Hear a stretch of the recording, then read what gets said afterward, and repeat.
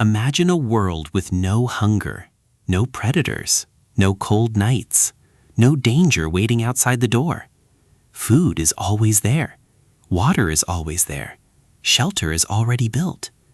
If you made a world like this for a group of living creatures, you might expect it to become paradise.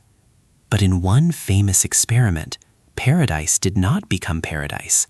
It became the beginning of collapse. This is the story of John B. Calhoun, an American behavioral researcher who built enclosed worlds for rodents and watched what happened when life became safe, comfortable, and increasingly crowded. His most famous experiment is often called Universe 25. Strictly speaking, this experiment used mice, not city rats, but people often remember it as a rodent utopia. Inside the enclosure, the animals had food, water, nesting areas, tunnels, and protection from predators. There was no starvation, there was no outside enemy, there was only a limit on space and a growing pressure of social life. At first, everything looked successful. The population grew. The mice paired, reproduced, built nests, and filled the world Calhoun had made for them. It looked like a tiny civilization working exactly as expected. But the problem did not begin with hunger. It began with relationships. As more mice were born, the physical space still seemed usable, but the social space became crowded. Think of a city with enough buildings and enough food, but every role already taken. Who gets territory? Who becomes dominant? Who mates? Who raises young? Who gets pushed to the edge? The answers began to break down. Some mice became aggressive. Some were attacked and driven away. Some stopped trying to compete at all.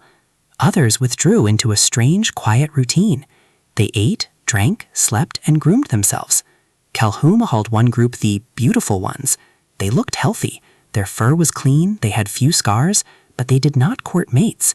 They did not fight for territory. They did not help continue the social world around them. From the outside, they looked almost perfect, but socially they had stepped out of life. Then the collapse became harder to ignore. Some mothers stopped caring for their young. Some young mice were abandoned or attacked. Some males no longer defended territory. Others fought without a clear purpose. Mating declined, births declined, and eventually the population moved toward extinction, even while food and water were still available. That is the unsettling part. The mice did not collapse because the world ran out of resources. They collapsed inside a world that seemed to provide everything. So the question is not only, were there too many mice? The deeper question is this: what happens when a society still has food and shelter, but its members lose roles, relationships, and reasons to move toward one another? Calhoun used the phrase behavioral sink. In simple words, it means a collapse of normal social behavior under extreme social pressure. Care becomes neglect. Courtship becomes avoidance. Community becomes meaningless contact. And growth becomes a system that can no longer renew itself. Many people have compared Calhoun's experiments to crowded cities, loneliness, modern life, and social decline. But we need to be careful. Humans are not mice. A city is not a laboratory enclosure. Human culture, choice, language, family, technology, and meaning are far more complex than anything in Universe 25. So this experiment should not be treated as a simple prophecy. It does not prove that humans will collapse in the same way, but it does ask a question that is hard to forget. If comfort and safety are not enough to make life meaningful, what is? What if you have a place to live but no place to matter? What if people are everywhere but almost no one truly needs you? What if life becomes comfortable but your role disappears? At that point, is paradise still paradise? This is why the Calhoun Effect still feels haunting, not because it gives us a perfect model of humanity, but because it forces us to rethink what a good world actually needs. Maybe paradise is not just unlimited food. Maybe it also needs purpose. It needs responsibility. It needs real relationships.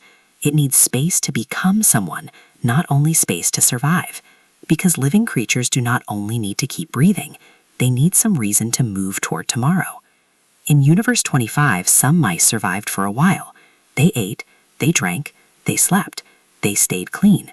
But their world no longer had a future, no new generation, no social repair, no behavior that could carry the group forward. And that may be the most frightening lesson. Collapse does not always begin when everything looks ruined. Sometimes it begins while the food is still full, while the rooms are still clean, while the outside looks calm. Inside, the living world has already stopped reaching for itself. So the Calhoun Effect is not only a story about mice in a box. It is a question about every life that must live with others. How much space do we need? What kind of roles do we need?